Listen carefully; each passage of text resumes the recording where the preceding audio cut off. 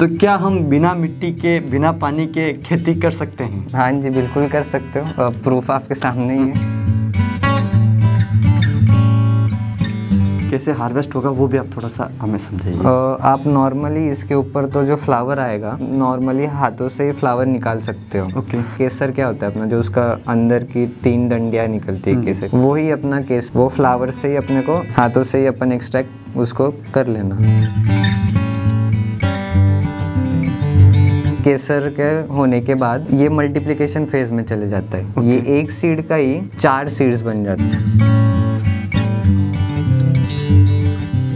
किसान भाइयों, अक्सर आपने सुना होगा कि केसर की जो खेती है वो सिर्फ कश्मीर में बर्फीली वादियों में होती है, लेकिन आज के इस वीडियो में मैं आपको एक ऐसे कमाल के युवा से मिलाने वाला हूं जो कि एक स्टूडेंट हैं। वो अपनी पढ़ाई के साथ में महाराष्ट्र में केसर की खेती कर रहे हैं। जी हाँ, आपने बिल्कुल सही सुना। ये आप देख सकते हैं, यहाँ बिना मिट्टी और बिना पानी के केसर की खेती हो रही है। आज के इस वीडियो में हम पूरी डिटेल लेंगे कि आप इसकी खेती किस तरीके से कर सकते हैं। तो चलिए शुरू करते हैं आज के। सबसे पहले तो आपका वेलकम है हमारे चैनल पर। और जो किसान भाई आपको देख रहे हैं, थोड़ा सा आप उन्हें अपना परिचय दीजिए। हेलो, मेरा नाम हर्ष पाटिल है। मैं एक स्मॉल टाउन से बिलोंग करता हूँ, महाराष्ट्र में, नंदुरबार डिस्ट्रिक्ट। जी, तो अब जैसे हम इसकी फार्मिंग के ऊपर जाएं, उससे पहले थोड़ा सा आपका जो बैकग्राउंड है उसके बारे में हम जानना चाहेंगे। एक्चुअली मैं अभी फ़िलहाल कॉलेज स्टूडेंट ही हूँ, कंप्यूटर साइंस की पढ़ाई कर रहा हूँ। बट मेरा जो फैमिली बैकग्राउंड है, मेरे पेरेंट्स, मेरे डैड वगैरह, वो एग्रीकल्चर सेक्टर से बिलोंग करते हैं। ओके। तो अब जैसे हम बात करें फार्मिंग की, तो आप जैसे आपने बताया कि आप एक स्टूडेंट हैं, एजुकेशन कर रहे हैं। एजुकेशन के साथ आप फार्मिंग में आए, और वो भी केसर की फार्मिंग। ये इस चीज़ में आप कैसे आए, उसके बारे में आप थोड़ा सा बताइए। एक्चुअली मैं स्टडी तो चालू है मेरी, बट मेरे को साइड बाय साइड कुछ नया ढूंढना ही था जिसको मैं आगे ले जा सकूं।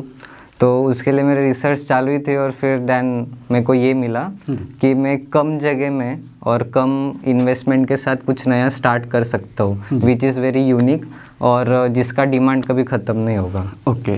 तो फिर जैसे आपने इसकी फार्मिंग के बारे में, जैसे अगर हम नॉर्मली बात करें, अभी हम खड़े हैं महाराष्ट्र में। हाँ। और अगर हम किसी फार्मर को ये कहें कि हम महाराष्ट्र में आपको केसर की खेती दिखा रहे हैं, तो सबको यही लगेगा कि महाराष्ट्र में इसकी खेती ये पॉसिबल नहीं है। और एक चीज़ आती है कि हम सिर्फ पांपोर में, अपना जो कश्मीर है, वहीं पर इसकी खेती कर सकते हैं।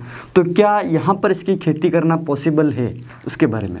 हाँ, बिल्कुल पॉसिबल है। एक्चुअली मैंने तो इस पर स्टडी वगैरह किया, और पैम्पोर में ही होता है, कश्मीर, पूरे कश्मीर में भी नहीं होता है इसका फार्मिंग, सिर्फ पैम्पोर एरिया में ही होता है, बहुत कम जगह पे। तो वहाँ का जो प्लांट को जो चाहिए होता है, कार्बन डाइऑक्साइड, सनलाइट और टेम्परेचर उसका, वो ही अपन यहाँ पे उससे प्रॉपर कंडीशन में प्रोवाइड करें तो ऑब्वियसली वो हो सकता है, प्लांट को तो अच्छा ही रहेगा। ओके। अब जैसे हम बात करें इसकी फार्मिंग की, तो आप जैसे आपने कहा कि मुझे कुछ यूनिक करना था, काफ़ी सारी ऐसी चीज़ें हैं फार्मिंग में जिनको आप सेलेक्ट कर सकते थे। ऐसा इसमें आपको क्या स्कोप दिखा, या फिर ऐसी क्या चीज़ दिखी जिसको देखते हुए आपने केसर को ही चुना? एक्चुअली जैसे कि मैंने बताया, मैं एग्रीकल्चर बैकग्राउंड से ही हूँ। सो मेरे डैड वगैरह का फार्म है, बनानास, वाटरमेलन्स वगैरह वो करते हैं, बट उनका डिमांड इतना नहीं है। लाइक जो रेट्स वगैरह फार्मर्स को मिल नहीं पाते हैं। सो आई केम आउट विद दिस, जो केसर है, जिसका डिमांड बहुत है। इंडिया में हर साल 100 टन कश्मीर की केसर की ज़रूरत होती है। ओके। बट सिर्फ 3.5 टन से कश्मीर में उगाया जाता है, बाकी सब इंपोर्ट होता है। सो इसका डिमांड तो बहुत है। यानी कि अगर हम देखें तो लगभग 3.5% जो डिमांड है उसको ही हम पूरा कर पा रहे हैं, बाकी सारा इंपोर्ट होता है। बाकी सारा इंपोर्ट होता है। ओके। अब आते हैं हम इसकी फार्मिंग के ऊपर। तो ये जो आप जिस टेक्नोलॉजी से इसकी फार्मिंग कर रहे हैं, इसको क्या चीज़ कहते हैं, उसके बारे में आप थोड़ा सा बताइए। मैं ये वर्टिकल टाइप में एरोफॉर्मिक से कर रहा हूँ। एरोफॉर्मिक फार्मिंग, इसमें आपको ना सॉइल की ज़रूरत है, ना कुछ ऐड करने की अलग से न्यूट्रिएंट्स वगैरह। ये सिर्फ हवा से क्लाइमेट में ह्यूमिडिटी बढ़ा के कर सकते हैं आप। ओके, अब आते हैं हम इसकी फार्मिंग के ऊपर। जैसे अभी हम यहाँ पर ये देख रहे हैं कि इस ट्रे में आपने इसकी फार्मिंग की है, तो ये जो वेराइटी है उसकी थोड़ी वेराइटी के बारे में आप हमें बताइए कि ये कौन सी वेराइटी है और यहाँ पर कौन सी वेराइटी की हम फार्मिंग कर सकते हैं। एक्चुअली केसर में भी वैरायटीज़ आती है, लाइक डिफरेंट कंट्रीज से ही होता है वो। ओके। बट जो अपना कश्मीर का जो केसर है वो अच्छे वैरायटीज़ में माना जाता है आउटर कंट्रीज में भी। कश्मीर के केसर की डिमांड है। तो ये जो बल्ब्स आते हैं इसके, ये हमने कश्मीर से ही लिए हुए हैं। वही बल्ब्स पे कोरस करके बोलते हैं इसे, और वही लगाया है। ओके, तो अब जैसे आप एक चीज़ बताइए कि आप महाराष्ट्र में जब इसकी फार्मिंग के ऊपर आए, भाई मुझे आपने सेलेक्ट किया कि मुझे इसकी खेती करनी है, तो एक तो आपने इसकी जो प्रॉपर जो गाइडेंस थी वो कहाँ से ली, कैसे आपने शुरुआत की, उसके बारे में आप थोड़ा सा बताइए कि इसका जो ये चीज़ें आपको नॉलेज कहाँ से मिली। एक्चुअली मैं इसके लिए तो 3-4 लोगों से मिला। लाइक अभी लाइट्स के लिए मैं अलग इसके एक्सपर्ट्स को मिला, फिर बाकी जो हाइड्रोफॉर्मिक फार्मिंग करते, जो लीफी वेजिटेबल्स वगैरह करते हैं, उनसे मिला। और मेन तो मेरे मेंटर है शैलेश सर, उनके थ्रू मेरे को इसका सबका आइडिया आया और फिर मैंने स्टार्ट किया। ओके, अब आते हैं हम इसकी फार्मिंग के बारे में डिटेल से बात करते हैं। तो एक तो आप इसकी फार्मिंग किस तरीके से करें, अभी जैसे हम यहाँ पर देखें इस ट्रे में तो सिर्फ आपने बल्ब लगा रखे हैं, न इसमें कोई मिट्टी है, न कोई पानी है, न कोई न्यूट्रिशन इसमें हमें दिख रहा है। सिर्फ बल्ब ही आपने लगाए हैं, तो वो कैसे होता है इसके बारे में आप थोड़ा सा बताइए। एक्चुअली ये जो बल्ब्स है, बल्ब्स भी क्वांटिटी में आते, मतलब अलग क्वालिटी के। ये मोटे वाले, कुछ कम छोटे, उन क्वालिटी पे डिपेंड करता है। अभी ये जो आप देखोगे ये सब अच्छी क्वालिटी के हैं, मैंने मार्किंग वगैरह भी दिया हुआ है। सो आप ये देखोगे ये बल्ब है, इसको बस नॉर्मली रखा हुआ है और इसके ऊपर से ये स्प्राउटिंग स्टार्ट होता है। फिर धीरे धीरे बढ़ते बढ़ते ये ऐसे हो गया। ओके, तो अब जैसे मैं एक चीज़ ये जानना चाहूँगा सबसे पहले तो, कि अभी हम यहाँ पर देख रहे हैं जैसे कि इस बल्ब में, जैसे मैंने पहले ही बोला कि यहाँ न कोई मिट्टी है न कोई पानी है, तो क्या हम बिना मिट्टी के बिना पानी के खेती कर सकते हैं? हाँ जी, बिल्कुल कर सकते हो, प्रूफ आपके सामने ही है। ओके, अब आप थोड़ा हमें डिटेल से बताइए कि इसकी फार्मिंग जब आपने स्टार्ट की तो इसका जो सीड सिलेक्शन है वो आपने किस तरीके से किया, उसके बारे में।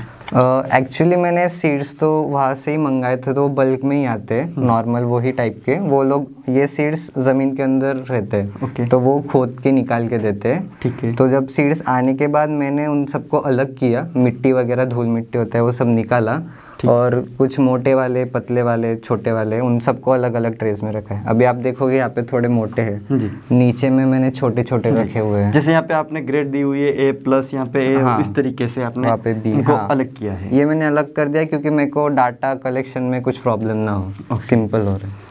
ठीक है, ये चीज़ हो गई। जब जैसे आपने इसको परचेज़ किया, तो अगर हम इसकी कॉस्ट की बात करें तो सीड लगभग आपको कितनी कॉस्ट पे मिलता है इसका? सीड आप नॉर्मल, मतलब आप कहाँ से ले रहे हो, मतलब किससे ले रहे हो, उस पर डिपेंड करता है। आपका नॉर्मल वहाँ पे ही कोई नेटिव रहा, कुछ पहचान रहा, तो आपको वो कम रेट्स में रेट ऊपर नीचे होते रहते हैं। तो भी आप एवरेज मान लीजिए 600 to 700 के आसपास आपको मिल जाएगा पर केजी। ओके, तो अभी हम आपका ये जो ये एरिया है, ये कितने एरिया में आप इसकी भी फार्मिंग कर रहे हैं? ये मेरा सिर्फ 170 स्क्वायर फीट का एरिया है, नॉर्मल एक छोटा रूम। ओके, तो इसमें आपका लगभग कितना सीड ये लगा है? ये मैंने सिर्फ 2 एक्सपेरिमेंट मैंने कम से चालू किया है, तो इसे भी 2 रैक में मैंने 200 kg सीड्स लगाया है। ओके, हाँ, तो आप सेम रूम में ही ज़्यादा भी लगा सकते हो। ओके, अब जैसे आपने एक चीज़ बताई थी कि आपने यहाँ पर, जैसे मैं देख रहा हूँ यहाँ अलग अलग कलर की यहाँ पर लाइट लगा रखी है, तो ये लाइट क्यों लगाई है उसके बारे में भी आप थोड़ा सा। एक्चुअली आपको तो पता है कि प्लांट को एक मेन चीज़ चाहिए होता है सनलाइट, उसके फोटोसिंथेसिस के लिए जी। तो अभी सनलाइट में भी अपन ने बचपन में पढ़ा था 7 कलर्स आते हैं रेनबो में जी। बट वो टेक्निकल पार्ट पे जाए ना, तो प्लांट को 7 कलर से कोई मतलब नहीं है, उसे सिर्फ 3 कलर चाहिए, रेड, ब्लू और थोड़ा सा येलो कलर। सो उसी का स्पेक्ट्रम प्रॉपर जो प्लांट को नीडेड होता है, उसी स्पेक्ट्रम के ये लाइट्स है जो सन का फुलफिलमेंट इन्हें देते हैं। अब जैसे हम जाते हैं टेम्परेचर के ऊपर, तो अगर हम बात करें कि कश्मीर का जो टेम्परेचर है वो काफ़ी डिफरेंट है और महाराष्ट्र का जो टेम्परेचर है वो काफ़ी डिफरेंट है, तो यहाँ आपने क्या सेटअप लगाया है कि जिससे कि आप इस पौधे को ये फील करवा पाएँ कि मैं अभी महाराष्ट्र में नहीं हूँ और मैं सिर्फ अपने कश्मीर में ही पौधा बड़ा हो रहा हूँ तभी ये प्रोडक्शन देगा, तो उसके लिए आपने क्या सेटअप लगाया है? बराबर, उसके लिए मैंने तो नॉर्मली पहले जो पिछले 5 साल का डेटा था पूरा उनको स्टडी किया और प्रॉपर टाइम मंथ के हिसाब से जो टेम्परेचर आता है डे नाइट का वो सब डेटा लिया है और ये चिलर ह्यूमिडिफायर सब फिक्स किए हुए हैं। उसके हिसाब से मैं टेम्परेचर उनको चेंज करते रहता हूँ जैसे पैम्पर में वैसा सेम टू सेम यहाँ पे। अब जैसे हम टेम्परेचर की नॉर्मली बात करें तो इसको किस टाइम में कितना एक टेम्परेचर चाहिए होता है, जैसे वो थोड़ा सा आप एक्सप्लेन। एक्चुअली इसको मंथ वाइज अलग टेम्परेचर रहेगा। जब आप रखोगे, जब बर्ड्स को आपने सेटअप में रखा है तभी उसको नॉर्मल टेम्परेचर चाहिए जब वो सितंबर अगस्त मिड या सितंबर महीने में होगा। ठीक है। लाइक डे को नॉर्मल 23-24 डिग्री भी चलेगा और नाइट को 18-19। और जैसे जैसे अभी ये बडिंग स्टार्ट हो गया उसमें लीव्स आप देख सकते हो तो तभी टेम्परेचर में चेंज करना, थोड़ा गिराना पड़ेगा। ऐसे चेंज ऊपर नीचे करना पड़ता है। तो जैसे आप टेम्परेचर को मेंटेन करने के लिए या फिर इसको चेंज करना है तो उसके लिए आपने क्या सिस्टम डेवलप कर रखा है? एक्चुअली इसके लिए मैं भी यहाँ पे ज़्यादा रहता नहीं हूँ, सो मुझे ऑटोमेशन चाहिए था जिससे मैं बाहर से भी हैंडल कर सकूँ। सो ये चिलर का भी ऑटोमेट है, वो जो टेम्परेचर पे आप सेट कर दोगे उसे वो ऑटोमेटिक उससे मेंटेन करता रहेगा। ठीक। लाइक आपको 24 घंटा यहाँ पे अवेलेबल होना ज़रूरी नहीं है। और जो डीह्यूमिडिफायर वगैरह भी है वो मोबाइल से कनेक्टेड है, सो आप मोबाइल पे से उन्हें कंट्रोल कर सकते हो। अब मैं थोड़ा सा डिटेल से जानना चाहूँगा ये चीज़ कि जैसे आप सीड आपने पाम्पोर से परचेज किया, सीड आप यहाँ पर लेके आए, उसके बाद आपने क्या क्या प्रोसेस की जब तक आपने सीड को अपनी ट्रे में रखा है वो थोड़ा आप डिटेल से बताइए। हाँ, इसका मेन एक प्रॉब्लम आता है ट्रैवलिंग में। तो ये जो सीड्स है ऑर्गेनिक चीज़ है तो उसे फंगस वगैरह लग जाता है बारिश में या कुछ गीला हो गया या कुछ ख़राब हो गया। तो मेन तो हमें सीड ट्रीटमेंट का प्रोसेस आता है, 2-3 दिन में हो जाएगा वो उससे निकालना होता है सब सीड ट्रीटमेंट करके उन्हें वॉश करके जो मिट्टी वगैरह होता है वो साइड करके प्रॉपर रखना होता है। तो सीड को आपने अब रख दिया। हाँ। सीड रखने के बाद जब तक ये जो अपनी फसल का साइकिल पूरा होगा उस टाइम तक आप इसमें क्या क्या प्रोसेस इसकी रहेगी? बस सीड एक बार आपने रख दिया, ठीक है, उसके बाद ज़्यादा कुछ नहीं, ये प्रोसेस पूरा फ्लावरिंग तक का आप पकड़ लीजिए 2.5 या 3 मंथ्स का प्रोसेस रहेगा पूरा। यानी कि 3 मंथ में अपनी जो क्रॉप है वो कंप्लीट हो जाएगी।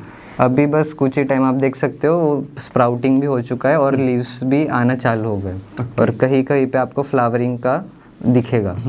तो एक चीज़ मुझे जैसे आपकी ट्रे के ऊपर दिखाई दे रही है कि जैसे आपने हर ट्रे के ऊपर एक नंबर डाला हुआ है कि 5 सितंबर नाइट को अलग अलग पे अलग अलग चीज़, तो ये आपने क्यों ये किया है? ये एक्चुअली मैंने स्टडी के लिए निकाल के रखा था। एक्चुअली ये 5 सितंबर नाइट यानी मैंने इन्हें 5 सितंबर को रखा हुआ था। और आज आप देखोगे सिर्फ 1 महीना हुआ है और ये 1 महीने का इतना चेंज है उसमें।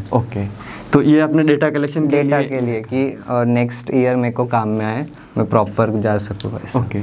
अब जैसे हम ये बात करें कि जैसे हम कोई भी फसल लगाते हैं तो उसके लिए हमें एक टाइमिंग होती है। तो अगर हम केसर की खेती की बात करें तो इसकी हम फसल की इसकी फार्मिंग कब कर सकते हैं वो भी आप थोड़ा सा बताइए। 3 महीना सितंबर, अक्टूबर, नवंबर, ये 3 महीना परफेक्ट है, मतलब फ्लावरिंग का टाइम यही होता है। तो 3 महीने का ही क्रॉप है ये, आपको सेटअप में रखने से फ्लावरिंग तक पूरा ये 3 महीने में हो जाएगा। 3 महीने में अपनी पूरी फसल। हाँ जी। क्या हम इसकी फार्मिंग साल में 2 बार 3 बार कर सकते हैं या फिर एक ही बार कर पाएंगे? बिल्कुल, अगर आप टेम्परेचर उसे बराबर जो सेटअप है वही दे रहे तो बिल्कुल ये पॉसिबल है, अपन कर सकते हैं। और इस पे बहुत सारी रिसर्चेस वगैरह चालू भी है कि, और आप देखोगे ईरान में सबसे ज़्यादा केसर का प्रोडक्शन होता है। ईरान, उनका दावा है कि वो साल में 4 बार इसका प्रोडक्शन लेते हैं। ठीक है। अब जैसे आपने फार्मिंग के बारे में बताया तो अब हम ये जानना चाहेंगे कि इसमें अगर आप इसकी फार्मिंग करते हैं, जैसे नॉर्मली हम कोई भी लगाते हैं तो उसमें कोई ना कोई डिजीज़ आती है, तो इसमें क्या डिजीज़ का क्या सिस्टम रहता है, आती है या फिर नहीं आती है, तो उसके बारे में भी आप थोड़ा। एक्चुअली आप देखोगे कि अपन जो क्रॉप्स लगाते हैं तो उसमें डिसीज आते क्यों है? मेन रीज़न होता है सॉइल से होता है। ओके। सॉइल और बाहर रहता है तो बाहर इंसेक्ट्स वगैरह उनके थ्रू ही डिसीज होता है। तो आपको ये एडवांटेज है यहाँ पर कि ये आपका रूम है प्रॉपर, और आप एरोफॉर्मिक तरीके से कर रहे हैं, मतलब सॉइल का कोई टच ही नहीं है इसमें। तो डिसीज आने के चांसेस बहुत कम है, एक्चुअली रेयर चांसेस है। ओके। तो यानी कि इस फसल में यहाँ पे हमें कोई बीमारी नहीं मिलने वाली? नहीं मिलेगी। ठीक है, अब ये चीज़ होगी। अब उसके बाद जैसे आप ये बताइए कि हम यहाँ पर इसकी फार्मिंग कर रहे हैं, तो इसके लिए हमें क्या क्या पैरामीटर्स चाहिए होंगे, क्या क्या चीज़ें हमें मेनली चाहिए होगी, उसके बारे में आप थोड़ा सा बताइए। एक्चुअली एक प्लांट को चाहिए क्या होता है, एक तो उसको जो सूटेबल हो वो क्लाइमेट, वैसा टेम्परेचर, ठीक है, दूसरा सनलाइट, और तीसरा पानी। ये तीनों चीज़ें अपन उसे प्रोवाइड कर रहे हैं जी। सो वो परफेक्टली ग्रो करेगा, और वो भी खुश है, अपन भी खुश है। ठीक है, अब ये चीज़ हो गई। अब उसके बाद में आपका जो थोड़ा सेटअप है, उसके बारे में हम शुरुआत से जानना चाहेंगे कि किस तरीके का सेटअप है, कैसा सेटअप बना के हम इसकी फार्मिंग कर सकते हैं, वो थोड़ा आप डिटेल से बताइए। हम जैसे यहाँ से शुरुआत करते हैं इसके रूम से, तो रूम की डिज़ाइन किस तरीके की है, कैसा रूम है, उसके बारे में आप बताइए। एक्चुअली ये रूम तो अपना नॉर्मल जो रहता है कंक्रीट रूम, जो आप फ्लैट में रहो या फिर आपका कोई गोडाउन है या रहते घर में हो तो भी चलेगा। ठीक है। नॉर्मल वो रूम को इतने मोटे थर्मोकॉल आता, नॉर्मल जो थर्मोकॉल अपन यूज़ करते हैं, वही थर्मोकॉल से कवर कर दिया है, पूरे रूम को इंसुलेट कर दिया है। और नीचे भी ये पीयूसी की मैट है जो पानी से और ठंडा भी रखती है, पानी से ख़राब भी नहीं होती है। बस ज़्यादा कुछ नहीं, रूम बनाने का सिंपल इतना ही प्रोसेस है। हमने जैसे थर्माकोल लगाया, ये किस लिए लगाते हैं, थोड़ा आप वो भी बताइए। एक्चुअली ये आप टेम्परेचर अपने को थोड़ा ज़्यादा कम चाहिए होता है अपने बाहर के टेम्परेचर से, तो वो टेम्परेचर मेंटेन रहे, रूम वो होल्ड कर पाए वो टेम्परेचर, इसके लिए, क्योंकि थर्माकोल बेस्ड इंसुलेशन डिवाइस होता है। ओके। तो ये अपने रूम की बात हो गई कि भाई इस तरीके का हमें रूम चाहिए। उसके बाद कौन कौन सी मशीनरीज यहाँ पर लगती है, उसके बारे में भी आप। तो मेन तो अपना चिलर ही है जो टेम्परेचर कंट्रोल करेगा, नीचे करेगा, ऊपर करेगा।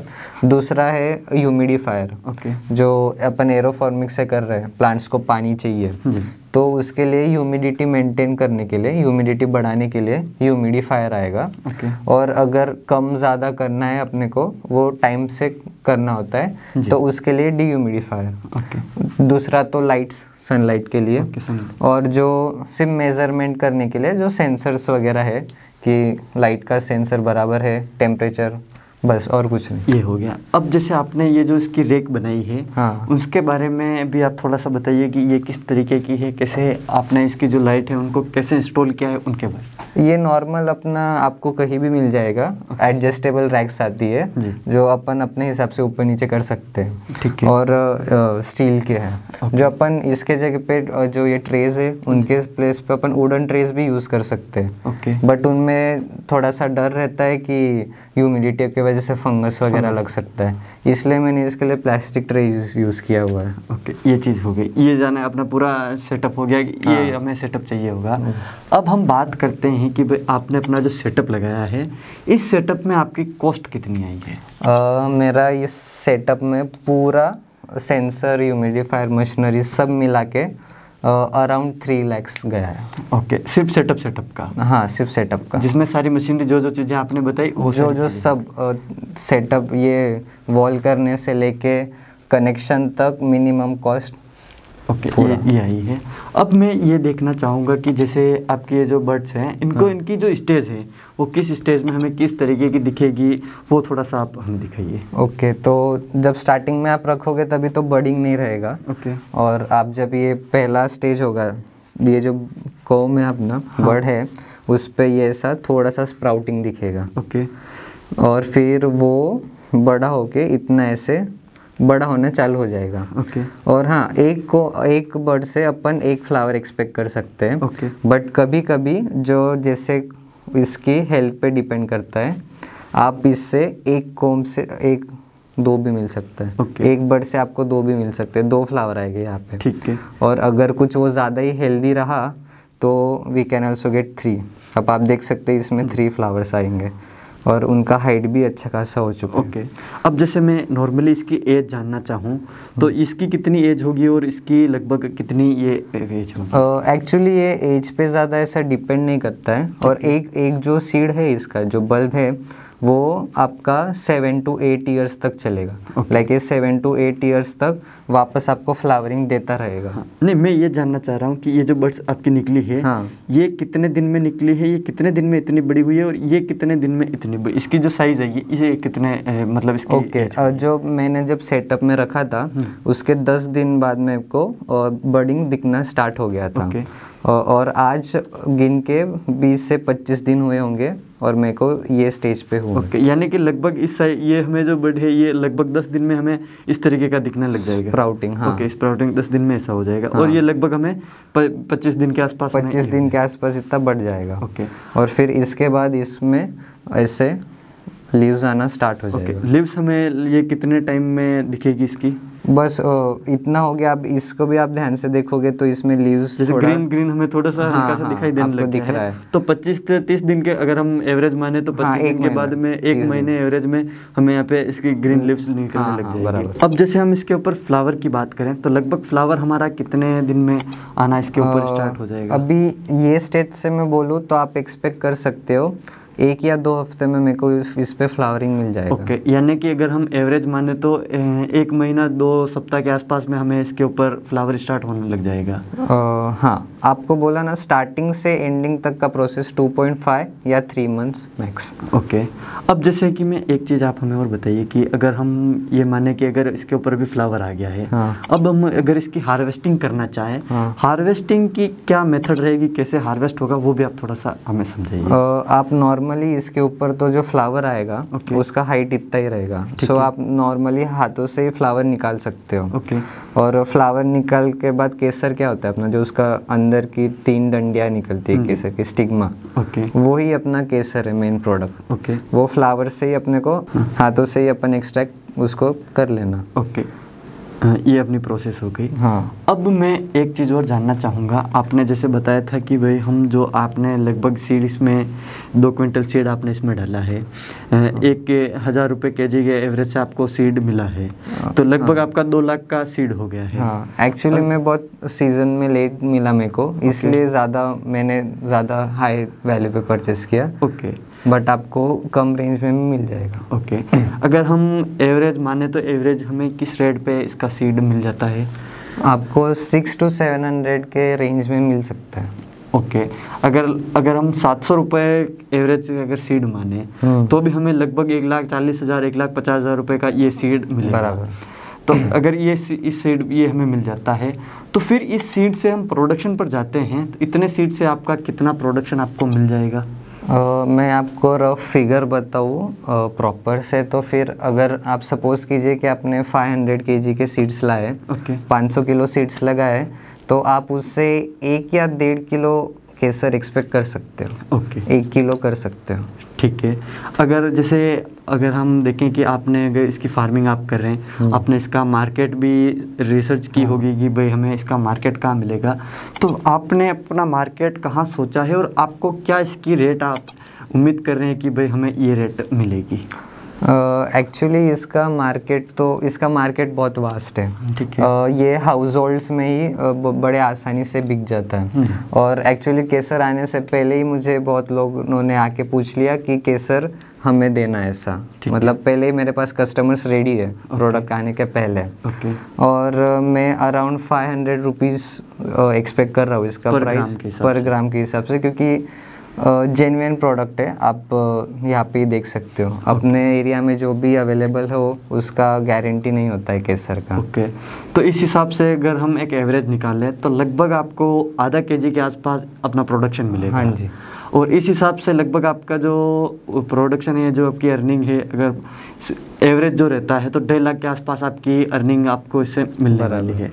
ठीक है। ये सिर्फ हम एक एवरेज लगा रहे कि भाई हमारा ये एक एवरेज हो सकता है जब इसका सही से मार्केट मिलेगा, सही से प्रोडक्शन आएगा।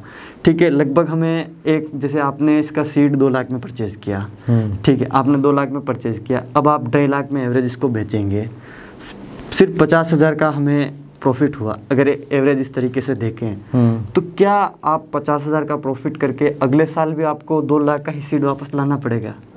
ये बहुत अच्छी बात है कि ये जो आप सीड्स लाए हुए हैं इनको आपको वापस परचेस नहीं करना है। अगले सीजन में मेरा 0 इन्वेस्टमेंट रहेगा। क्योंकि ये सीड्स का क्या होता है, जो एक सीड है, ये केसर के होने के बाद ये मल्टीप्लिकेशन फेज में चले जाता है। ये एक सीड का ही 4 सीड्स बन जाते हैं। ठीक है, यानी आपको 1 का 4 मिलेगा। ओके, आप अगर वर्स्ट केस भी पकड़ते हो 1 का 2, तो अभी मेरे पास 200 किलो है, नेक्स्ट ईयर मेरे पास 400 रहेगा। और मैं नेक्स्ट ईयर 400 किलो के हिसाब से प्रोडक्शन लूँगा। मेरे को वापस नहीं लाना है। यानी कि आपका जो इन्वेस्टमेंट लगा है वो सिर्फ इसी साल लगा है, अगले साल आप इसका जो बिल्कुल इसकी जो फार्मिंग है बिल्कुल फ्री तरीके से आप बिल्कुल फ्री, क्योंकि मेरे पास रूम वगैरह सब रेडी है। ओके, तो यानी कि हम ये सोच सकते हैं कि फर्स्ट टाइम हम जब इसकी फार्मिंग करेंगे तो हमें इसका सिर्फ उसी टाइम पे हमें जो भी कॉस्ट लगनी है वो उसी टाइम पे लगेगी, बाकी नेक्स्ट टाइम से हम इसकी बिल्कुल फ्री तरीके से करेंगे। हाँ, अब जैसे हम ये देखें तो आपने जैसे इतनी सारा यहाँ पे इन्वेस्ट भी किया है,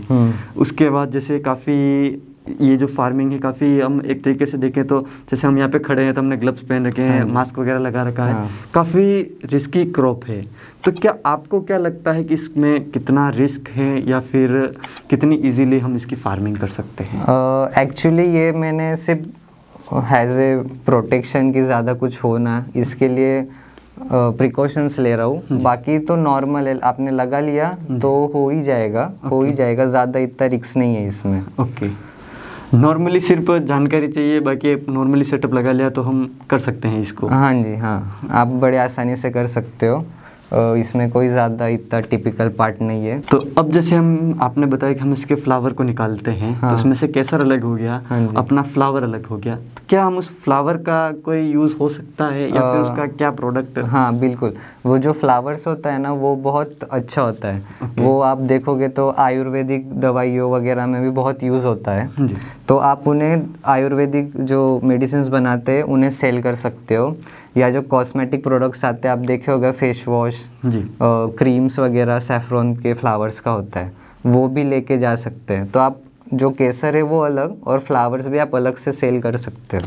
ठीक है, अब जैसे एक चीज़ बताइए कि आपने, अगर हम देखें, आपने बताया कि लगभग हमें 3 लाख का तो स्ट्रक्चर का हमारा खर्चा आया, 2 लाख का सीड का खर्चा आया, 5 लाख का इस बार आपका खर्चा हुआ है। अगर कोई नॉर्मल फार्मर ये वीडियो देख रहा है, नॉर्मल फार्मर चाहता है कि मैं इसकी फार्मिंग करूं, एक जो आम किसान है, जो छोटा किसान है, उसके लिए इतना पैसा लगाना मतलब काफ़ी उसको लगता है कि क्या पता क्या होगा। तो क्या गवर्नमेंट से भी किसानों को इस चीज़ को लेकर कोई सपोर्ट मिलता है, उसके बारे में भी?